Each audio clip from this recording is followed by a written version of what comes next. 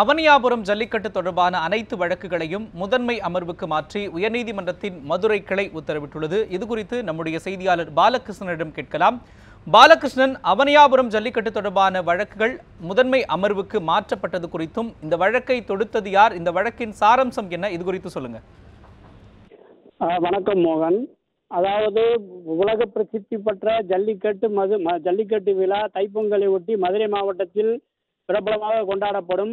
அவ்வாறு வரும் 15ஆம் தேதி அவனியாபுரம் மற்றும் 16ஆம் தேதி மதுரை பாலமேடு மற்றும் 17ஆம் தேதி உலக புகழ்பெற்ற அலங்காநல்லூர் ஆகிய 3 இடங்களிலும் ஜல்லிக்கட்டு நடத்தப்படும். அவ்வாறு நடத்தப்படக்கூடிய இந்த நிலையில் தற்பொழுது அவனியாபுரத்தில் ஜனவரி 15 தைப்பொங்கல் அன்று நடத்தக்கூடிய அந்த ஜல்லிக்கட்டு விழாவில் போதுமான பாதுகாப்பு அளிக்க வேண்டும் என தென்கால் விவசாயிகளின் தலைவர் கண்ணன் என்பவர் மதுரை உயர்நீதிமன்ற கிளையில் மனு ஒன்றை தாக்கல் செய்திருந்தார்.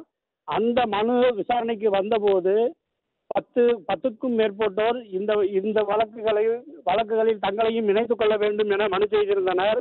அது தனி நீதிபதி ஜெகதீஷ் சந்திரா முன்னிலையில் விசாரணைக்கு வந்தபோது ஏற்கனவே இந்த ஜல்லிக்கட்டு பாதுகாப்பு குழுவின் தலைவராக இருக்கக்கூடிய இந்த விழாவை நடத்தக்கூடியவர் கடந்த 10 ஆண்டுகளாக தலைவராக இருந்து வரும் நிலையில் கணக்கு வழக்குகளை முறையாக சமர்ப்பிப்பதில்லை, யாரையும் கலந்து ஆலோசிக்காமல் தனது குடும்ப விழாவோடு இதை நடத்துகின்றார். எனவே ஜல்லிக்கட்டை அனைவரும் இணைந்து செயல்படுத்துவதற்கு இந்த கோர்ட் உத்தரவிட வேண்டும் என கூறியிருந்தனர்.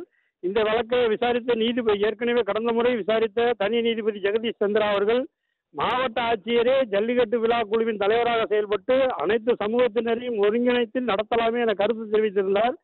பின்னர் இது தொடர்பாக ஜல்லிக்கட்டை அமைதியான முறையில் நடத்துவதற்கு தொடர்பாக இருதரப்பு வழக்கறிஞர்களும் எழுத்துப்பூர்வமாக ஒரு அறிக்கையை தாக்கல் செய்ய சொல்லி இன்று உத்தரவிட்டிருந்தார். இந்த வழக்கு இன்று விசாரணைக்கு வந்தபோது இதில் சரியான ஒரு உடன்படிக்கை ஏற்படாத நிலையிலும் இரு தரப்பினருக்கும் ஒரு சமரசமான ஒரு கருத்து வராத நிலையில் இது மேற்கொண்டு இருநபர் அமர்வுக்கு செல்ல வேண்டும் என்பதால் முதன்மை அமர்வான சசிதரன் ஆதிகேசவலு பெஞ்சிற்கு அனைத்து வழக்குகளையுமே மாற்றி தனி நீதிபதியான ஜெகதீஷ் சந்திரா உத்தரவிட்டுள்ளார். மோகன்.